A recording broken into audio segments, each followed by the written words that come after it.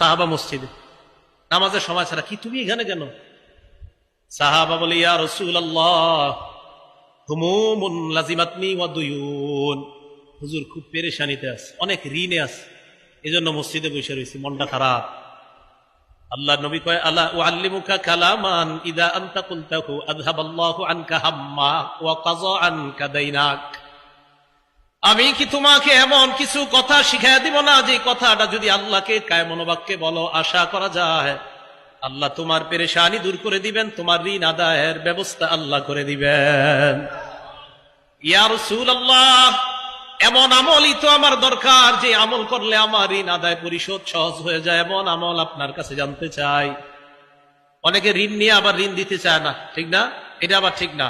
বুখারীর বর্ণনা, ক্বালা রাসূলুল্লাহ সাল্লাল্লাহু আলাইহি ওয়াসাল্লাম, আল্লাহ নবী বলেন, মান আখাযা আমওয়ালান নাস ইউরিদু আদাআহা